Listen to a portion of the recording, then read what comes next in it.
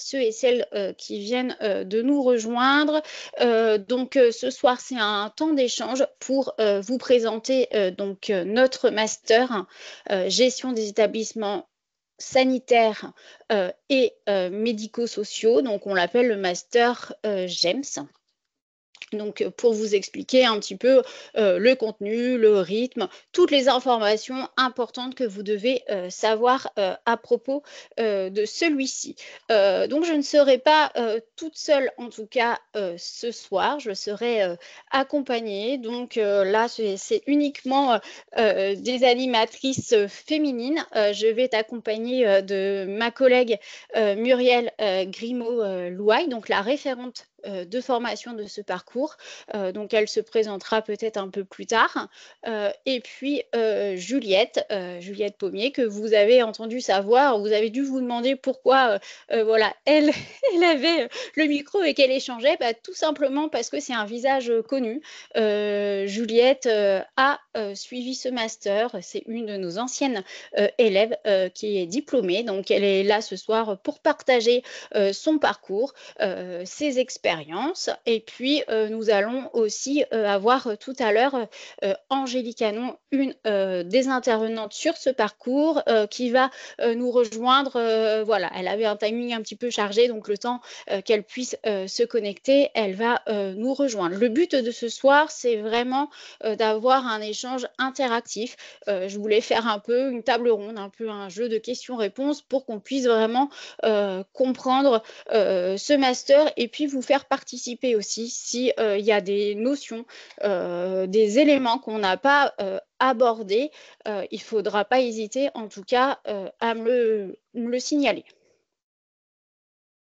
Merci Émilie pour cette première introduction. Donc, moi, je suis Muriel Grimaud-Louaille, la responsable de formation du Master GESM du CNAM de Nantes. Au niveau de mes responsabilités, mon poste au CNAM, je vais m'occuper de l'organisation pédagogique et du déploiement de la formation sur notre centre, du suivi pédagogique des élèves. Donc, c'est moi qui vais m'occuper du suivi tutorat et je m'occupe également du recrutement des enseignants et puis de la conformité de nos scénarios pédagogiques avec notre établissement de tutelle, le CNAM de Paris. Donc voilà, succinctement, mes principales missions au CNAM Pays de la Loire. Alors, on va débuter avec notre présentation. Alors, Émilie, est-ce que tu peux nous présenter rapidement les prérequis, les critères d'admission pour intégrer le Master GESM? Et puis, ce Oui. serait intéressant aussi que tu puisses évoquer le rythme et les plannings de formation. Ah oui, pas de souci. Juste avant, c'est vrai que j'ai présenté un peu comment ça allait se passer ce soir, mais je ne me suis pas présentée moi-même. Donc, c'est vrai que je suis conseillère de formation au CNAM de Nantes donc depuis 2019, plus particulièrement sur, en tout cas, la filière gestion des établissements sanitaires et médico-sociaux, dont ce master. Mon rôle, tout simplement, est de promouvoir celui-ci, tout simplement via différents canaux, les salons, les visites lycées et notamment ce soir. Moi, vraiment, mon rôle est plutôt un rôle d'accompagnement auprès des candidats, de l'information, de la présentation comme ce soir, jusqu'à l'entrée en formation, passant par les entretiens de sélection et le recrutement des entreprises qu'on va voir un petit peu plus tard. Tout d'abord, je vais vous donner quelques informations, en tout cas importantes à retenir ce soir. Donc, comme l'a dit Muriel, m'a posé les questions sur les conditions d'accès et le rythme. Nous allons également voir tout ce qui est contenu pédagogique, un petit peu en focus sur l'alternance, le financement, les inscriptions, un peu comment ça se passe et les différents contacts. À la suite un petit peu des échanges, il y aura un petit quiz rapide, en tout cas via l'application Kahoot. Je n'ai pas oublié tes questions, Muriel. Je voulais juste quand même présenter vaguement le CNAM. En tout cas, je ne sais pas si vous nous connaissez, nous sommes un organisme de formation, donc le Conservatoire national des arts et des métiers, donc un grand établissement d'enseignement supérieur et de recherche. Il a été créé en 1974 par l'abbé Grégoire. Lui, son objectif, c'est que tout le monde pouvait se former tout au long de la vie, quel que soit son âge. Le CNAM a plusieurs casquettes, donc plutôt tout ce qui va être le format alternance, donc comme ce soir, mais également des formations à distance et également des formations intra qu'on appelle tout simplement pour former des entreprises sur des thématiques bien spécialisées. Avec l'université, nous sommes les seuls organismes de formation qui peuvent délivrer en tout cas des diplômes reconnus donc par l'État, LMD, licence, master et doctorat. Nos formations, en tout cas, comportent des contenus qui sont adaptés aux besoins de les entreprises. Les plannings, on essaye vraiment de les constituer afin que cela corresponde aux attendus des entreprises. Voilà un petit peu une présentation succincte du CNAM. Je ne vais pas trop vite. Non, c'est bon, vas-y. Bonsoir Angélique. Bonsoir. Bonsoir Angélique. Bonsoir. Bonsoir. Alors, on a un petit peu commencé, je présentais un petit peu le CNAM. On a évoqué tout à l'heure, en tout cas, que vous alliez nous rejoindre. Oui, je suis désolée du retard. Donc, pas de souci. Voilà, Angélique est intervenante sur ce master. Et puis, comme je vous l'ai dit tout à l'heure, le but, c'est vraiment d'avoir un échange interactif. Donc, on donnera la parole à Angélique tout à l'heure sur, voilà, un petit peu comment ça se passe pendant le master. Là, je reviens un petit peu à la présentation du CNAM et aux questions que Muriel m'a posées.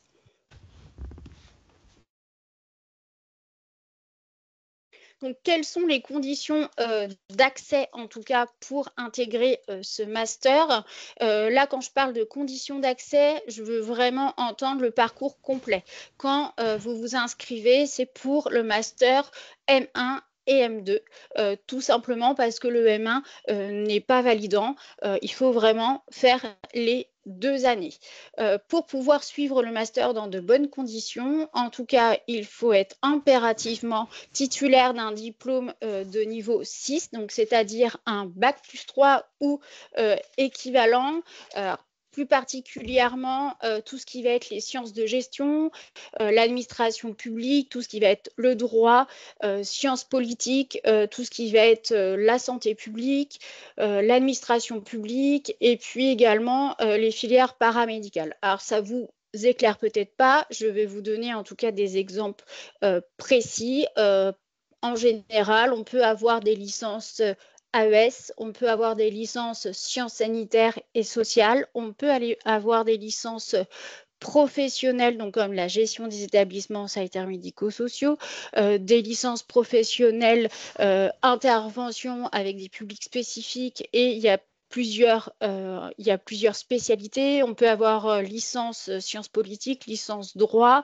Ça peut être les licences en ressources humaines, les licences en gestion des organisations. Il y a quand même un panel assez important. Et dans tout ce qui est filière paramédicale, ça va être les diplômes d'État d'infirmiers, d'éducateurs spécialisés, les diplômes d'État aussi d'assistants de services sociaux. En tout cas, voici quelques exemples. Il y a aussi les BUT GEA. C'est une liste non exhaustive, hein, bien évidemment. Il peut y avoir d'autres parcours éligibles sur ce master. Effectivement, ce master est vraiment spécialisé dans le secteur sanitaire et médico-social. En revanche, vous n'êtes pas obligé d'avoir une expérience dans ce domaine. C'est un atout, mais en tout cas, ce n'est pas impératif pour pouvoir l'intégrer. On intègre également des personnes en reconversion professionnelle. Dans cette situation, en général, il s'agit des personnes qui ont déjà des notions de l'expérience dans tout ce qui va être le domaine du management et de la gestion. Émilie, il y avait une question. Je me permets de t'interrompre par rapport au VAP. Est-ce qu'il est possible d'intégrer le master en réalisant une VAP? Alors, par contre, d'effectuer une VAP, par contre, c'est le M2. Ce serait pour le M2 là? Sur le M2, alors une VAP, c'est une validation des acquis personnels et professionnels. Tout simplement, c'est quand on n'a pas le niveau requis pour pouvoir intégrer le niveau et qu'on le fait en fait jouer nos acquis personnels et professionnels. Je me permets juste de décrire un petit peu ce que c'est.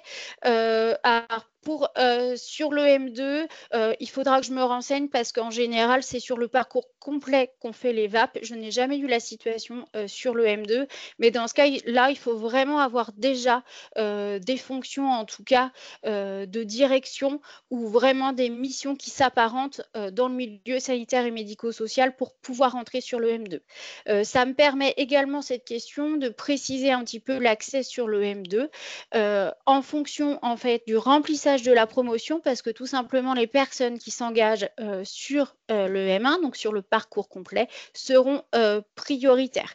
On peut avoir quelques places disponibles pour les accès en M2, mais ces accès sont très réglementés par la Direction nationale des formations. Nous devons impérativement faire un dispositif, en tout cas particulier, pour valider cet accès. Et de notre côté, en tout cas, on priorise toutes les personnes, donc forcément qui ont un niveau M1, donc Bac plus 4, avec des notions, en tout cas en gestion, management, pilotage de projet et dans le domaine sanitaire et médico-sociaux. Donc, c'est vraiment des profils qui sont assez réglementés. Voilà pour cette question. Est-ce que du coup, ça a répondu à la question, en tout cas, de la personne qu'elle a posée tout à l'heure? Oui, c'est moi. Je vais prendre la parole si vous le voulez bien. Oui, alors en effet, moi, en fait, je suis salariée dans une structure associative, donc je suis responsable du pôle d'activité, mais j'ai qu'un niveau licence et moi, mon projet, c'était de faire en effet le M2, mais je ne sais pas si c'est possible avec une VAP d'accéder directement à…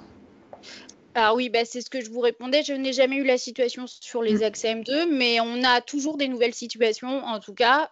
Donc, je me renseignerai, en tout cas, et je pense qu'on verra ensemble ce qui est possible de faire par rapport à votre situation personnelle. Mais voilà, en tout cas, je ne vous dis pas non, je ne vous dis pas oui. Je vous dis juste que je me renseignerai à ce sujet, savoir si c'est possible ou pas.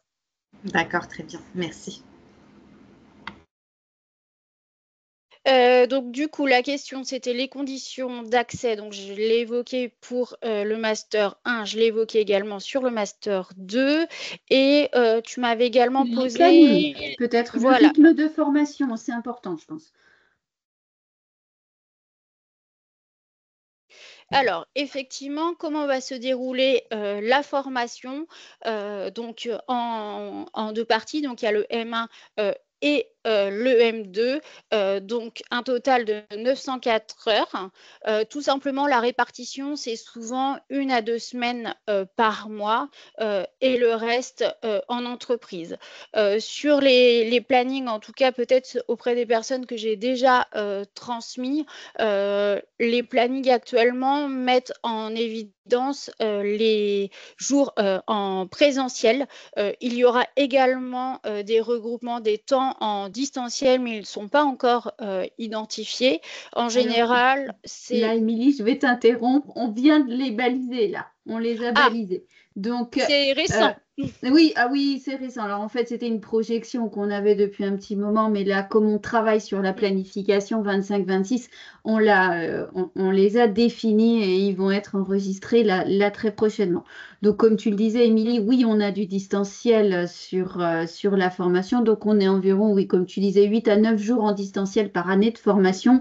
Et de préférence, on positionne ces jours de distanciel les lundis ou les vendredis. D'ailleurs, Angélique, qui est avec nous ce soir, participe à ce projet de mise en distanciel des cours parce qu'elle en fait déjà pas mal à distance et puis elle pourra également l'évoquer, évoquer ses pratiques, ses façons de fonctionner et comment ça marche sur notre espace numérique de formation. Voilà, je t'ai coupé, Émilie, excuse-moi.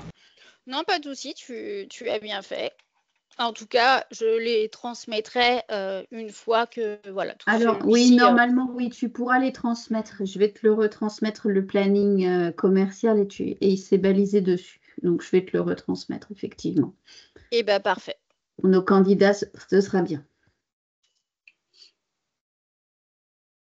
Alors, on a une autre question de Madame Lou Olivier. Ce rythme est pour les alternants. Alors, oui, ce rythme, je ne sais pas si on va répondre correctement à la question, mais oui, ce rythme, Oui. il est pour les alternants, mais aussi pour les salariés, hein, c'est pour tout le monde, hein. On a une à 2 semaines de regroupement par mois en centre de formation, et ce planning, il est déployé de façon uniforme auprès de tous nos auditeurs. Donc, je ne sais pas si ça répond à la question. Effectivement, pour compléter ce que dit Muriel, le planning de formation est le même pour tout le monde. Après, quand je vais faire un focus sur l'alternant, j'expliquerai un petit peu plus comment ça se déroule. Mais quand vous êtes en formation, vous êtes tous en formation. Et quand vous n'êtes pas en formation, soit vous êtes en entreprise pour les salariés ou pour les alternants. Et il y a aussi encore un autre dispositif pour ceux qui sont en stage via le dispositif de l'APE. Mais effectivement, c'est le même calendrier et la même formation pour tout le monde. Voilà, tout à fait. Du coup, Muriel, je vais te passer le relais pour que tu puisses nous évoquer un petit peu, d'un point de vue pédagogique, le contenu, les objectifs, en tout cas les compétences visées à travers ces 2 ans de formation.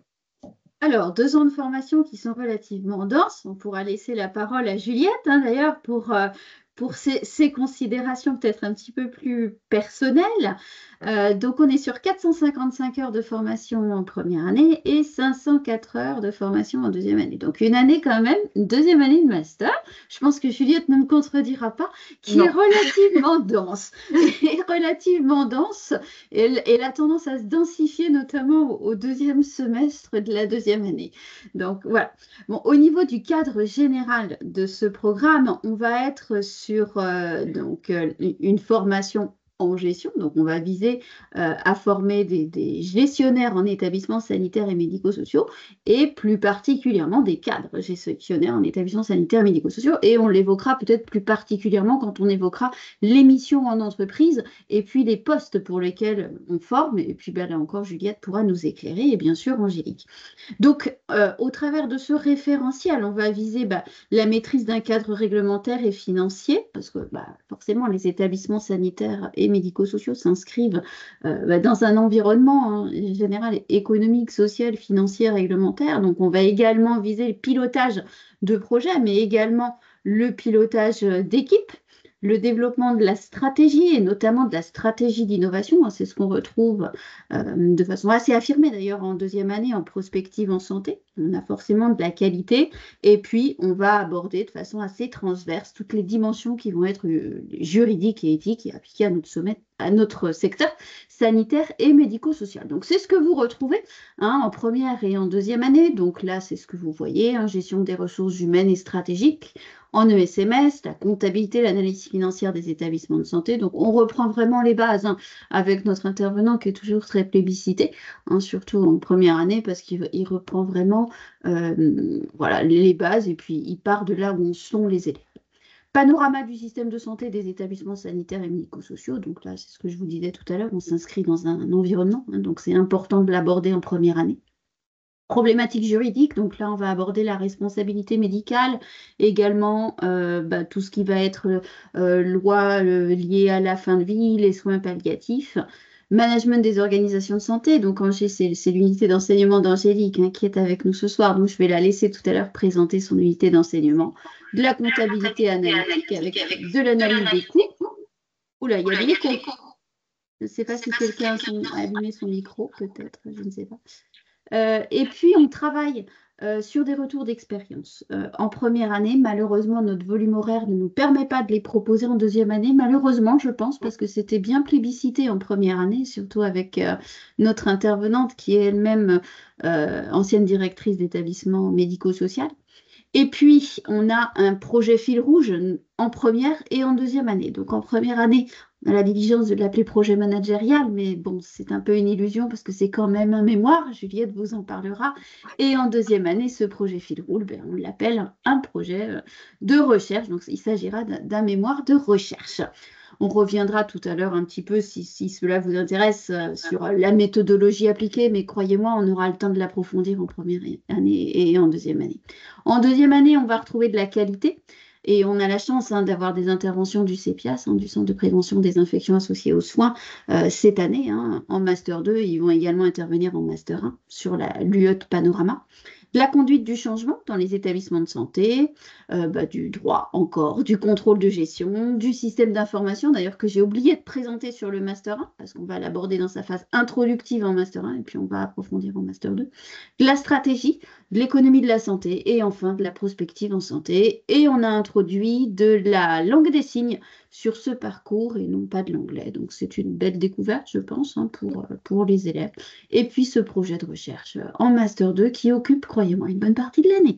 Peut-être que Juliette, vous avez envie de nous dire un petit mot sur ce programme-là. Alors sur le mémoire en particulier, effectivement, je l'avais noté. Je s'y prendre bien en avance, voilà, effectivement, ne pas s'y prendre à la dernière minute. Mais bon, c'est facile à dire, mais je crois qu'on le fait tous finalement. Quel souvenir vous a-t-on laissé, Juliette? Ça va, je m'en remets encore. Non, vraiment, c'est vrai que là, à froid, c'était intéressant justement d'être invitée ce soir pour pouvoir poser les idées. Et j'ai sondé aussi autour de moi un peu d'anciennes collègues de promo avec qui je suis en contact pour avoir aussi leur retour à elles et pas que le mien. Et effectivement, du coup, le mémoire est pas mal ressorti. Oui. Donc voilà, c'est vrai que j'ai souvenir en fait d'une collègue de promo l'année dernière qui était très bien suivie par sa tutrice de l'association qui la suivait, qui lui donnait des échéances et où du coup, arrivé en mai, elle avait terminé son mémoire et nous, on l'avait pas commencé, quoi. J'exagère, mais c'était un peu ça. Et du coup, c'est vrai que moi, j'invite les futurs étudiants et étudiantes à demander à leurs tuteurs de fixer des échéances et aux directeurs aussi de mémoire qui sont là pour ça, pour vraiment y aller petit à petit et pas se retrouver avec une charge de travail énorme en fin d'année, surtout qu'effectivement, le M2 est intense, quoi. Donc voilà, et pas se retrouver, au-delà de la charge de travail, pas se retrouver frustré aussi de ne pas pouvoir aborder tous les sujets qu'on voudrait dans le mémoire ou de ne pas pouvoir aller assez loin. Parce qu'il y a ça aussi, en fait. C'est souvent à la fin où on a plein d'idées et où on a envie de mettre plein de choses et on n'a plus le temps. Donc, mais c'est aussi l'exercice qui dit que voilà, sur un mémoire, on ne va pas pouvoir tout dire. C'est aussi un exercice de synthèse. Donc, ce sont des choix. Et quand on est limité par le temps, ces choix-là sont compliqués. Mais vous faites bien d'évoquer le mémoire parce que c'est un point qui est important et qui peut aussi être rassurant. C'est que vous êtes suivi aussi bien en Master 1 qu'en Master 2 par des directeurs de mémoire. Donc, forcément, Juliette évoquait les jalons. Donc, nous, on en fixe des jalons, ils ne sont pas contraignants parce qu'on connaît les situations des uns et des autres. On n'a pas tous la même façon de travailler. Il y en a certains qui vont travailler plus dans l'urgence que d'autres. Donc, ces jalons-là sont indicatifs. Et puis, c'est vrai que c'est à vous d'aller avec votre directeur de mémoire ou directrice de mémoire en concertation, voir comment est-ce qu'on s'organise. Mais c'est bien de se fixer des échéances, effectivement. Oui, je vous rejoins complètement, Juliette. Et ça, c'est vrai qu'on s'en rend compte a posteriori, quoi. Oui, tout à fait, tout à fait. Ouais, tout à fait. Et merci beaucoup, en tout cas, Juliette. Émilie, je te rends la parole oui, avec plaisir. Donc du coup, tu as abordé un petit peu le programme. Je pense qu'on peut peut-être, en tout cas, passer le relais à Angélique pour qu'on puisse avoir un petit peu votre vision, votre retour, savoir un petit peu comment vous vous y prenez pour votre unité d'enseignement et puis avant tout vous présenter. Merci. Oui, Angélique, alors, tu peux nous présenter un petit peu ton parcours professionnel et puis ton unité d'enseignement, comment tu organises tes cours à distance Et puis, comment tu vois la formation, comment tu perçois les élèves. Ça peut être intéressant. Donc, je me présente, donc je suis Angélique Hanon. Du coup, j'ai travaillé pendant 15 ans dans la fonction publique hospitalière. Donc, d'abord en tant qu'infirmière, puis en tant que faisant fonction, puis en tant que cadre, puis en tant que cadre en mission transversale et appui RH. J'ai mon diplôme de cadre depuis 2016 avec un master 1 en sciences de l'éducation et de la formation parce que je m'intéressais déjà à la formation et puis un master 1 en promotion et gestion en santé. Et puis j'ai continué ma formation avec un master 2 en droit, économie, gestion voilà, que j'ai obtenu en 2019-2020. J'interviens donc sur l'unité d'enseignement, donc le GS 154, management des organisations, sur le CNAM de Nantes et Angers, donc sur le CNAM de Nantes depuis le début, depuis l'ouverture du master. Dans mon parcours professionnel, j'ai travaillé sur des services de psychiatrie, santé mentale, gérontopsie, et puis sur le pôle de gérontologie clinique du CHU de Nantes. Donc, j'ai fait à la fois du sanitaire et du médico-social. Voilà pour ma présentation. Et puis si je suis formatrice consultante à temps plein depuis la rentrée. J'interviens sur l'UE EGS 154, mais je suis aussi directrice de mémoire des étudiants, de 5 étudiantes dans la promotion. Et tu participes aussi à des projets transverses, hein, notamment sur l'escape game qu'on a fait l'année dernière. Et puis, oui. Tu t'impliques aussi sur nos futurs projets, on va dire. Complètement, voilà. Parce que je trouve que c'est toujours intéressant et c'est vrai que ça va me permettre de faire le lien aussi avec mes interventions. Donc, sur le management des organisations, moi, au départ, mes interventions étaient en présentiel et puis en fait, je me suis rendu compte aussi qu'avec l'évolution des pratiques et puis en concertation aussi avec Muriel, que ça pouvait être intéressant d'avoir aussi une unité d'enseignement hybride, de passer certaines interventions en distanciel parce qu'il y avait un intérêt managérial à pouvoir aussi proposer une intervention à distance en lien avec certaines missions managériales. Donc, au niveau de mes interventions, au départ, c'est plutôt de reposer les bases du management, donc avec le management des organisations et puis la théorie des organisations. Donc ça, c'est ce qui permet d'introduire les sciences du management avec Monsieur Lartigot. Et puis ensuite, dans les interventions, je vais être sur l'intervention sur la communication managériale. Donc c'est celle-ci qui va être à distance parce que on développe de plus en plus les outils aussi digitaux, l'accompagnement du télétravail et en tant que responsable de structure sanitaire ou médico-sociale, on est amené à accompagner aussi les collaborateurs à distance. Donc, c'est la première intervention que je fais en distanciel, la communication. Ensuite, j'interviens sur la gestion de projet. Et puis sur la gestion de conflits ensuite et une sensibilisation à la médiation. Et c'est vrai que Muriel, tu l'as dit, mais dans le cadre d'un projet, enfin d'une proposition par le pôle innovation du CNAM et avec Muriel, l'idée c'était de construire un escape game. Alors on avait sondé un peu aussi les étudiants et il y avait plutôt un besoin, enfin moi j'avais plutôt identifié un besoin sur la gestion de conflits, avec une thématique qui est assez transversale sur l'unité d'enseignement et aussi des besoins d'acquérir des outils de managériaux pour mieux être armé ensuite dans la pratique quotidienne. Et donc, on a travaillé avec le pôle innovation sur la construction d'un escape game sur la gestion de conflits, alors qui a très bien fonctionné, qui fonctionne encore très bien, qui me permet en plus, moi, de pouvoir poursuivre avec les auditeurs sur du renforcement de connaissances et puis développement de compétences sur la gestion de conflits.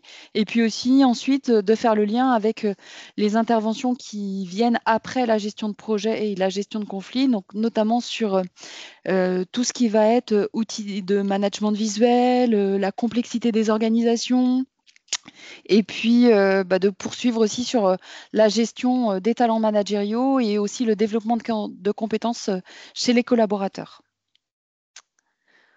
Merci beaucoup, Angélique. Très bien.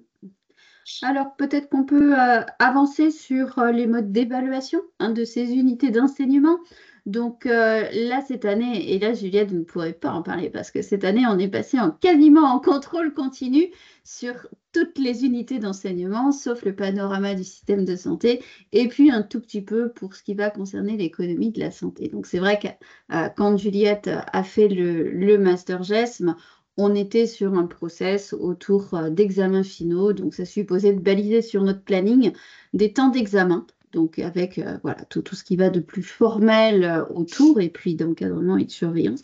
Donc à ce jour, aujourd'hui, hein, on a pu introduire des modalités en contrôle continu, donc ce qui n'exclut pas les évaluations individuelles surveillées, mais avec ces ajouts de différents travaux en fait qui rejoignent aussi les problématiques des entreprises et puis tout ce qui peut se passer en entreprise, des nouvelles façons de travailler, donc qui nous semblent beaucoup plus actuelles et puis en lien avec les professions que vous exercerez après. Donc une évaluation contrôle continu. Donc l'idée c'est quand même c'est même pas l'idée, c'est l'obligation hein, pour valider le master, c'est d'avoir 10 sur 20 par contre sur chaque unité d'enseignement. Et ça n'a pas changé.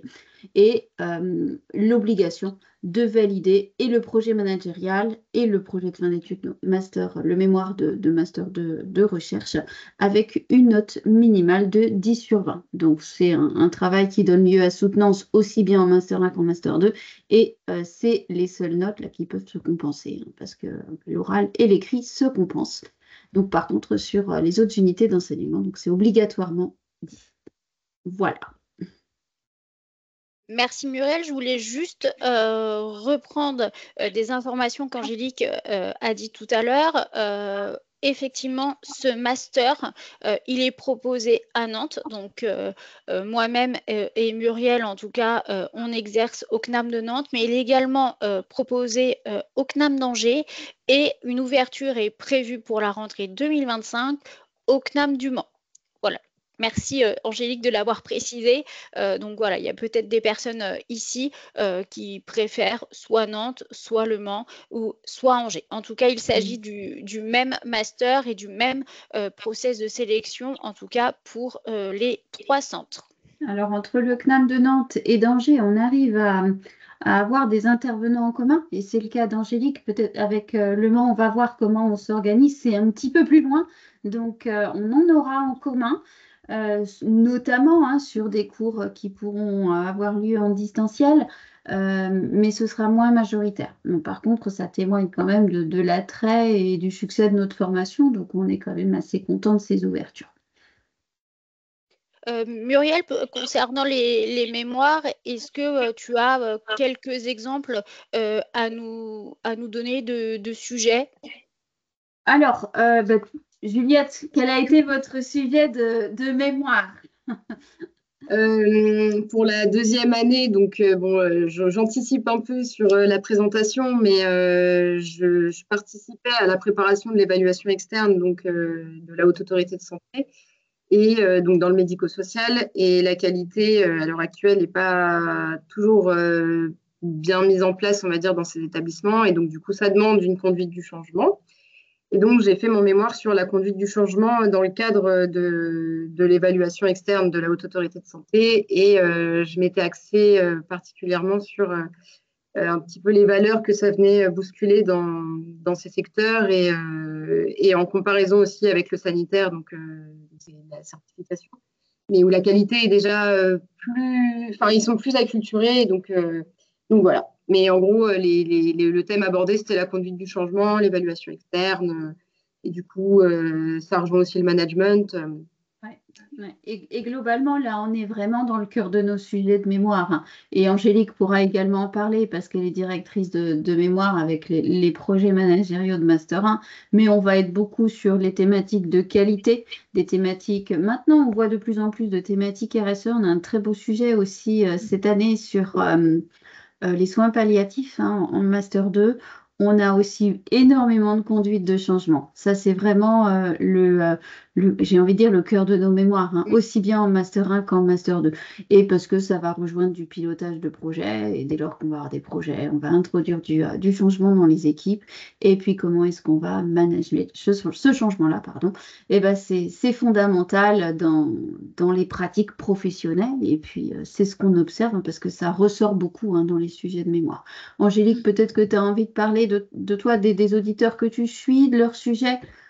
Oui, ben, il y a beaucoup de sujets sur la conduite de changement, sur comment du coup fidéliser aussi. Ouais, oui, le recrutement, oui, Oui, le recrutement, la fidélisation, la marque employeur, tout à comment fait. fidéliser les professionnels, comment Mm, aussi les accompagner dans le développement de leurs compétences. Ouais, c'est mm, toujours. Et puis oui, la qualité de vie et des conditions de travail. oui. Et puis la gestion des risques, pas mal. Ouais.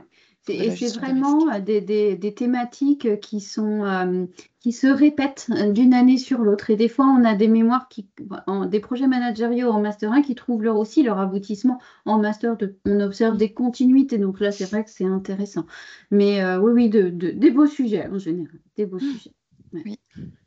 Après, je vous coupe juste quelques instants. N'hésitez pas à poser des questions au fur et à mesure, notamment sur, en tout cas, les thématiques qu'on aborde, pour, voilà, en tout cas, répondre à vos questions. On est vraiment là pour ça, ou vous pourrez les poser un petit peu plus tard si vous préférez. Voilà, je voulais juste, en tout cas, souligner cet aspect et puis redonner la parole à Juliette pour, en tout cas, que vous puissiez témoigner un petit peu de votre parcours en tant qu'apprenti au sein du master gestion des établissements sanitaires médico-sociaux.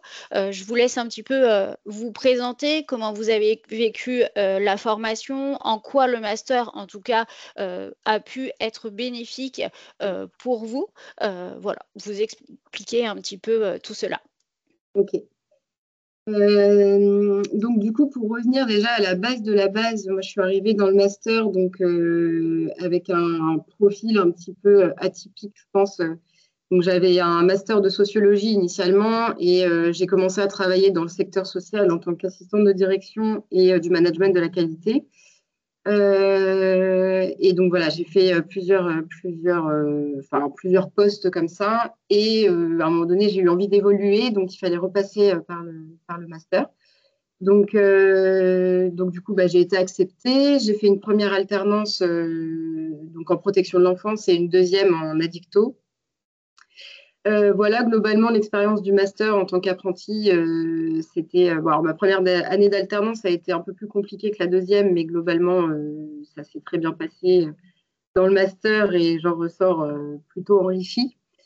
Voilà, je regarde, j'ai pris des notes un petit peu au fur et à mesure. Je me suis aussi tournée vers ce master, bon, bah, évidemment, pour pouvoir accéder au poste de direction et d'encadrement. Et j'avais besoin aussi de comprendre un petit peu le fonctionnement global, enfin une prise de recul un petit peu sur ce qu'on peut vivre au quotidien sur nos secteurs. Et j'avais aussi particulièrement besoin de notions de comptabilité et de finance, parce que sur mes postes antérieurs, j'avais pas forcément eu l'occasion de découvrir ces aspects-là.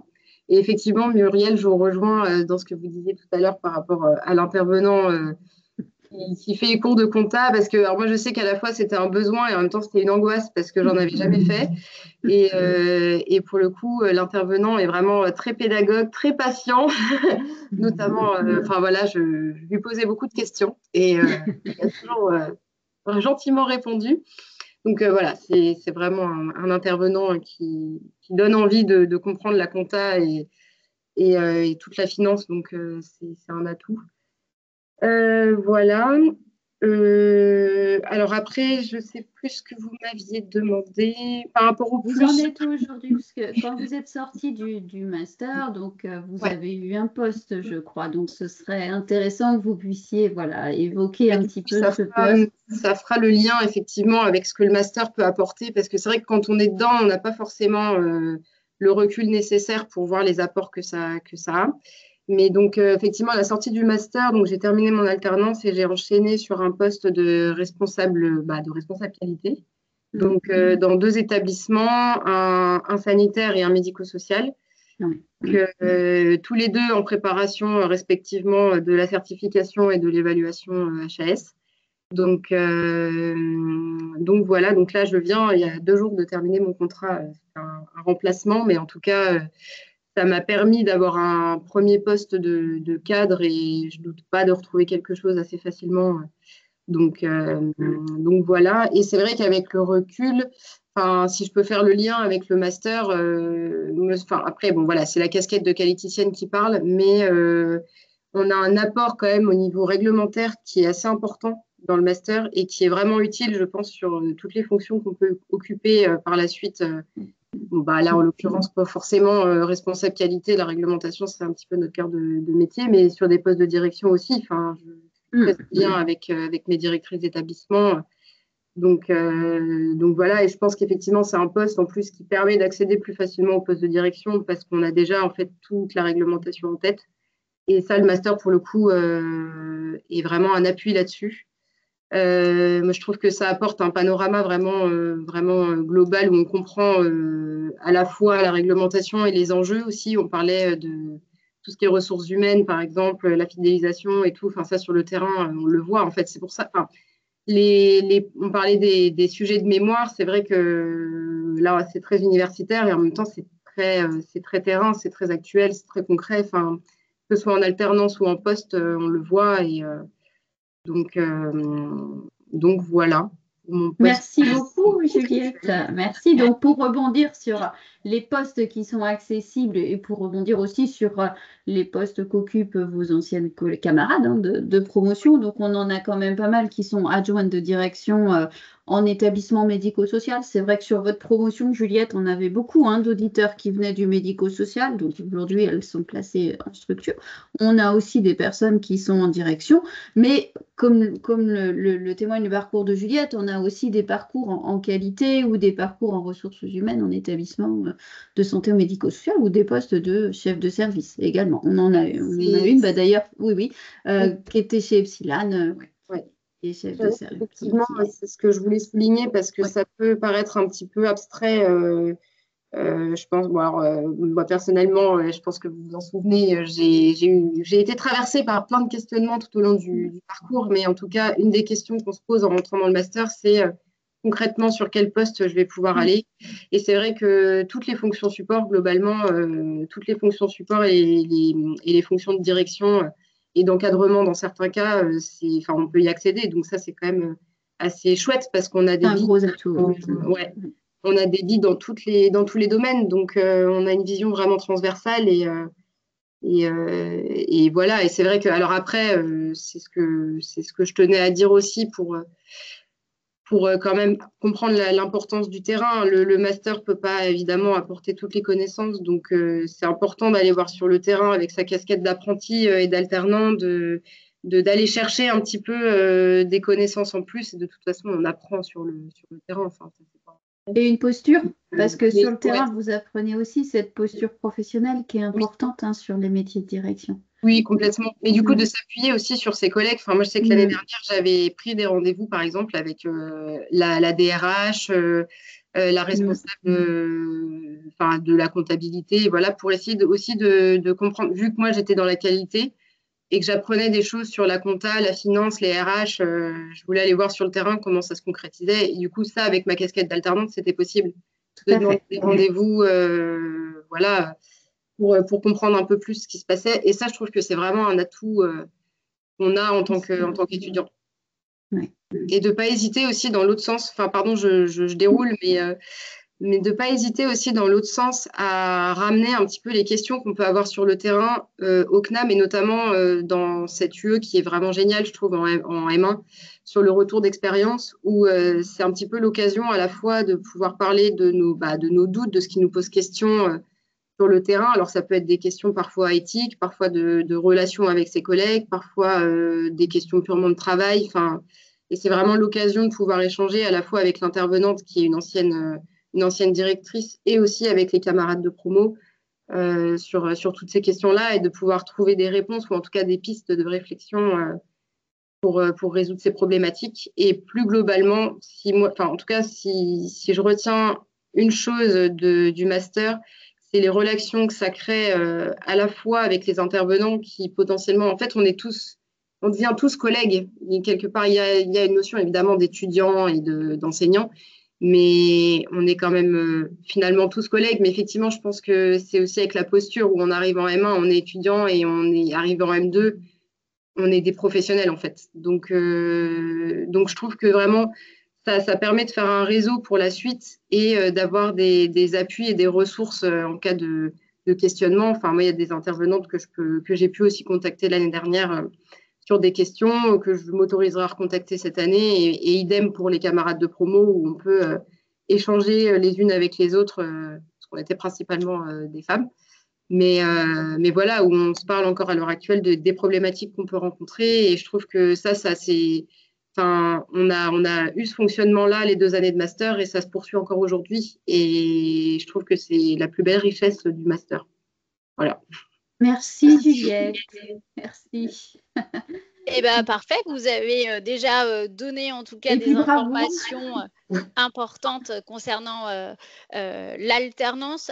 C'est vrai que le fait voilà, de le faire sur 2 années essentiellement en alternance permet vraiment de créer son réseau, mais également pour également les salariés. Ce qui fait la richesse de nos promotions, c'est qu'on a vraiment des profils très hétéroclites et des âges différents. Tout simplement, on peut avoir des personnes jeunes, très jeunes. Des fois, elles ont tout juste 20 ans pour intégrer le master. Alors, je dis elles, c'est essentiellement un public féminin, mais pas que. Nous avons de plus en plus de garçons et nous avons également des personnes jusqu'à une 50aine d'années. Actuellement, en tout cas, on a une personne en reconversion sur le M1. Donc, il n'y a pas d'âge pour suivre cette formation. Effectivement, on le propose essentiellement, en tout cas en alternance, tout simplement pour allier à la fois la pratique professionnelle sur le terrain qui va vous permettre vraiment d'avoir des missions en corrélation avec le master pour valider celui-ci. Et le sujet du mémoire sera en tout cas adaptable avec vos structures, car votre tuteur en fait vous permettra vraiment d'évoluer tout au long de la formation, comme Juliette l'a dit. En tout cas, dans le cadre de l'alternance, il y aura un suivi tutoral qui sera mis en place, un tripartite, donc entre Muriel, la responsable de formation, le tuteur sur le terrain. On l'appelle plus particulièrement pour l'apprentissage, le maître d'apprentissage et puis en tout cas l'apprenti. Pour préciser un petit peu comment se passe l'alternance et surtout les différents contrats, je pense que vous devez vous poser ces questions. Il y a 2 contrats qui sont possibles dans le cadre de l'alternance. Pour faire assez simple, vous avez moins de 30 ans, c'est l'apprentissage. Vous avez plus de 30 ans, c'est le contrat de professionnalisation. Après, si vous êtes titulaire d'une RQTH, donc une reconnaissance de travailleur handicapé, dans ce cas-là, il n'y a plus de critères d'âge et vous pouvez bénéficier de l'apprentissage. Les 2 différences entre les 2 contrats, tout simplement, donc, sont celles-ci au niveau de l'âge et c'est surtout que le contrat de professionnalisation est plus dur à trouver. Je ne dis pas que c'est infaisable. Je vous dis juste qu'avec la réalité du terrain et les différentes promotions que j'ai pu gérer, c'est plus compliqué parce que le coût est plus onéreux pour les entreprises. Elles ont moins de prise en charge par leur OPCO et effectivement, il n'y a pas d'aide en tout cas pour ces contrats. Voilà en tout cas pour ces différents contrats. Comment ça se passe quelles sont les missions que vous allez pouvoir occuper, quels intitulés, dans quel type de structure. Tout simplement, ce qu'il faut déjà retenir, c'est qu'il faudra trouver une structure pour 2 années de formation. Donc, Juliette nous a fait part qu'elle avait 2 structures différentes. Effectivement, ça arrive. Que la structure, en tout cas, ne convienne pas forcément à l'apprenti. Alors, pour certaines raisons, ça arrive que dans le cas du M2, nos étudiants, nos apprentis veulent changer de structure. C'est tout à fait possible, ces changements de structure, que ce soit entre le M1 ou le M2. Mais pour entrer dans le cadre du master, il faudra trouver une structure pour les 2 années de formation. Quelques exemples de structures où vous allez pouvoir réaliser votre alternance. Donc, essentiellement les EHPAD. Je dis essentiellement parce que souvent on a une coloration dans les EHPAD, mais depuis quelques promos, on a quand même une autre diversification de plus en plus dans le sanitaire, que ce soit dans le milieu hospitalier, dans les cliniques, dans les soins de suite de réadaptation. Après, on a également tout ce qui va être dans le milieu de l'handicap, donc les ESAT, les DITEP, les ITEP. Après, on peut également avoir dans le service à domicile. Il faudra juste faire attention aux missions, qu'elles soient bien, en tout cas, en corrélation, qu'elles ne soient pas uniquement opérationnelles, hein, qu'on soit bien sur de la stratégie opérationnelle, qu'on soit également sur du management d'équipe, sur du pilotage de projet. Voilà un petit peu pour l'alternance. Excuse-moi, Émilie, il y avait une question par rapport au contact avec les entreprises. Donc, c'est bien à l'alternant hein, de chercher une entreprise qui pourra l'accueillir. Néanmoins, nous, on travaille régulièrement avec certaines entreprises et il arrive que d'une année sur l'autre, c'est même maintenant de plus en plus fréquent parce qu'on a un master qui fonctionne plutôt bien, qu'elle nous ressollicite, enfin que nos tuteurs nous ressollicitent pour un autre alternant dès lors que le leur quitte leur structure. Donc, je ne sais pas si ça Oui, répond à la question qui a été posée. et puis juste pour, parce que du coup, voilà, cette semaine, j'ai été en contact, alors parce que du coup, dans le cadre du CNAM d'Angers, j'accompagne une étudiante et en fait, la responsable, la directrice de structure est une ancienne étudiante du CNAM de Nantes, Valentine. Et du coup, ça permet aussi, voilà, d'avoir, du coup aussi, voilà, comme les premières promotions sont sorties, bah, voilà, ils ont aussi cette sensibilité d'accompagner peut-être aussi les nouveaux alternants. Pour compléter en tout cas les informations dites par Angélique et Muriel, effectivement, c'est en tout cas aux candidats de rechercher en priorité une alternance. Mais moi, en tant que conseillère formation, je suis là en appui, en tout cas, pour vous donner des conseils donc, sur les CV, sur la lettre de motivation si vous le souhaitez, un petit peu comment vous allez procéder au niveau des entretiens. On peut faire également un suivi régulièrement ensemble pour faire un état des lieux un petit peu des recherches. Voilà, moi en tout cas, je reste ici, je reste en tout cas à vos disponibilités si besoin. Et puis quand vous candidatez pour des offres, si vous n'êtes pas sûr que les missions correspondent aux attendus, il ne faut pas hésiter en tout cas à me les transmettre afin que je les valide auprès de Muriel. Comme les missions en entreprise, hein, une fois que vous avez trouvé une structure, au niveau des missions, on s'assure en tout cas qu'elles correspondent bien aux attendus du master. Donc, soit je les valide moi-même, mais toujours aussi en appui avec Muriel, notamment au niveau de la diplomation, une fois que le master sera finalisé. Muriel, est-ce que tu peux nous donner quelques indications un petit peu sur les missions réalisées en entreprise? Les missions, elles sont liées finalement aux postes qui sont, que vont occuper nos élèves à l'issue de l'alternance. Donc, elles peuvent être liées à tous les métiers de direction. Donc, ça peut être chargé de mission, chargé de projet, chargé de mission RH. Ils peuvent être chargés de mission qualité. Mais là, récemment, c'est vrai, ce qu'on a pu observer, c'est qu'on avait beaucoup et une majorité d'adjoints de direction en établissement médico-social, donc principalement. Voilà. Merci Muriel. Petite précision, dans le cadre de l'alternance, la formation elle est prise en charge par l'employeur et vous êtes rémunéré en fonction en tout cas de votre parcours et de votre âge. Tout simplement, si vous êtes déjà en alternance, par exemple dans le cadre d'une licence professionnelle, donc vous devez être rémunéré actuellement comme une deuxième année, vous resterez comme une deuxième année, en tout cas dans le cadre du master. L'apprentissage, vous devrez vous acquitter de la CVEC, de la contribution de la vie étudiante et du campus, qui est gérée par le CRUS, hein, qui est obligatoire dans l'enseignement supérieur, donc par exemple également à l'université. Celle-ci, en tout cas, sera indispensable pour finaliser votre inscription auprès du CNAM.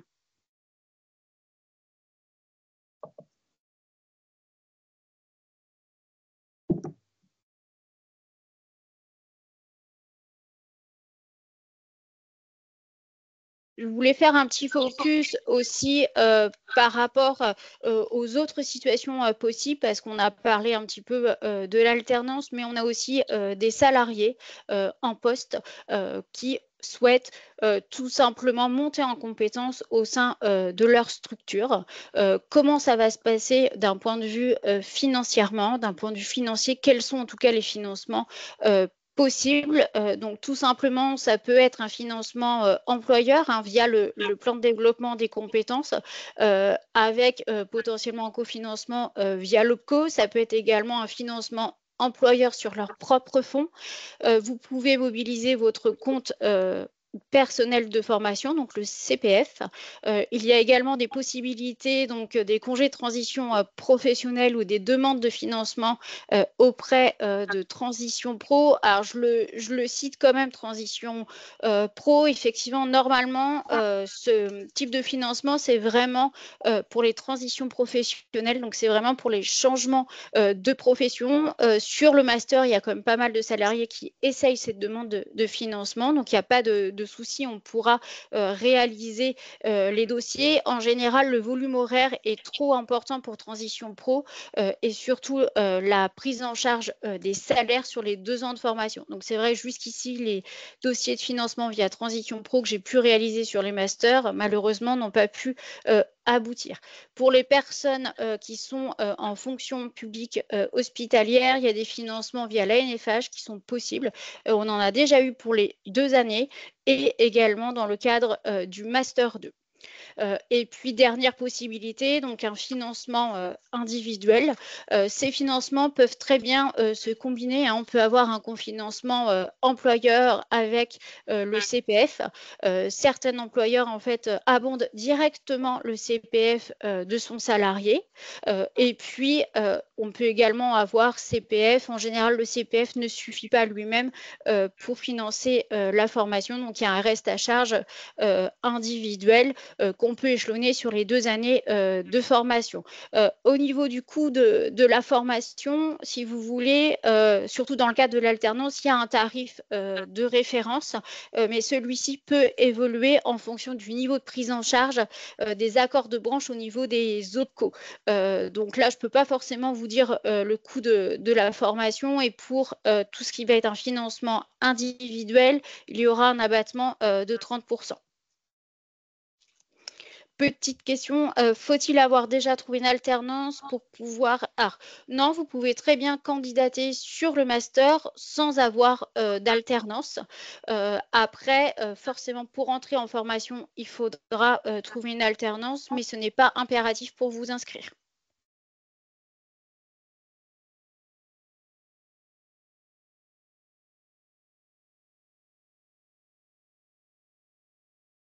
Comment ça se passe au niveau du process d'inscription, en tout cas si vous souhaitez candidater pour ce master. Donc pour un des 3 sites, Nantes, Angers ou Le Mans, personnellement, je vous conseille de candidater uniquement pour un centre, vers le centre que vous préférez, tout simplement parce qu'on a le même process de sélection, c'est le même master. Après, on n'utilise peut-être pas forcément les mêmes supports, mais c'est plus simple pour la gestion des effectifs et puis surtout pour vous accompagner au mieux. Donc moi, je vous conseille en tout cas de candidater vers le centre que vous préférez.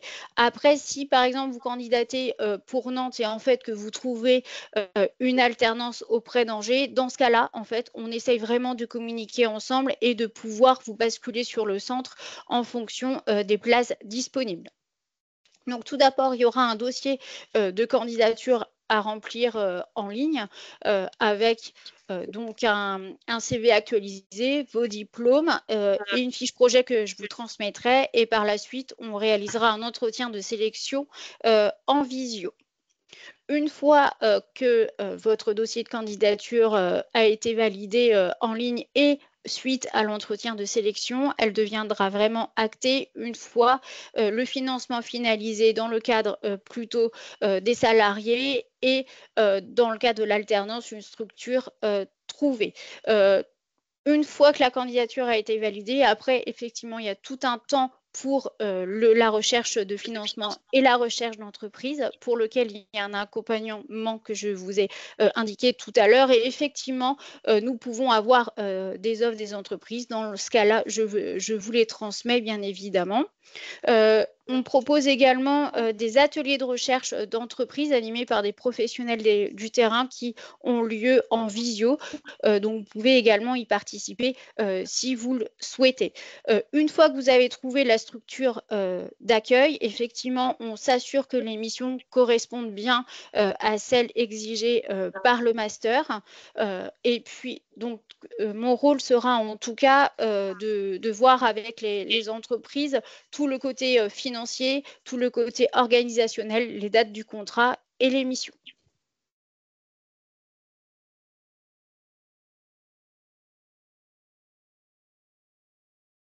Il y a une petite particularité, notamment mon master, c'est une plateforme très importante, une plateforme ministérielle qui oblige en tout cas toutes les personnes qui souhaitent évoluer sur un master, s'inscrire impérativement sur cette plateforme. Celle-ci a ouvert le 25 février et les inscriptions seront jusqu'au 24 mars. Cette plateforme est dédiée en fait à toutes les personnes qui veulent suivre ce master, que ce soit en apprentissage ou en contrat de professionnalisation, pas pour les salariés. Vous ne rentrez pas en tout cas sur cette plateforme. Pas besoin de vous inscrire. En tout cas, c'est indispensable de vous inscrire via celle-ci pour que votre inscription soit prise en compte au CNAM, que ce soit à Nantes, à Angers ou au Mans.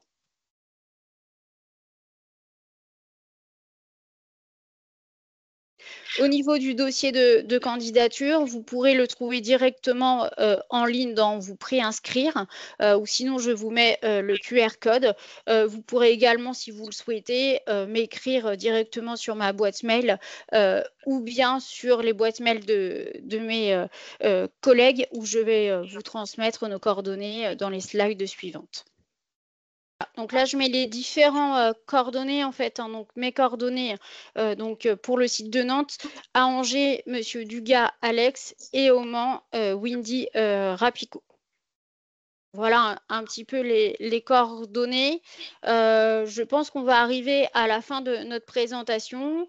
Est-ce que voilà, Muriel, Juliette ou Angélique, vous avez un petit mot pour la fin ou vous voulez rajouter des informations complémentaires? Et n'hésitez pas pour vos dernières questions, en tout cas si vous en avez, en espérant que cette présentation a pu valider votre projet et puis en espérant vous retrouver prochainement pour ces 2 ans de formation intense mais très riche et professionnalisante. En tout cas, je voulais vous remercier Angélique et Juliette d'avoir répondu présente pour ce format. C'est vrai que c'est un nouveau format que j'innove un petit peu pour faire participer nos apprenants diplômés et puis d'un point de vue pédagogique, une intervenante. Voilà, Juliette, je voulais vous remercier pour votre disponibilité, en tout cas pour ce soir. Et puis, je vous souhaite une belle continuation en espérant avoir de vos nouvelles régulièrement. En tout cas, j'étais ravie de vous avoir dans mon bureau le moment où vous alliez récupérer en tout cas votre parchemin.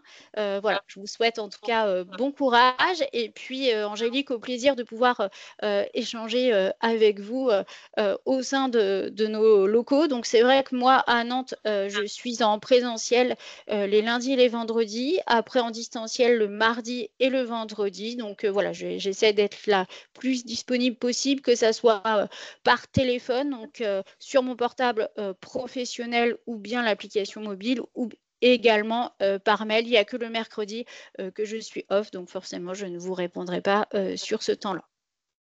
Merci Émilie et puis merci à Juliette et Angélique.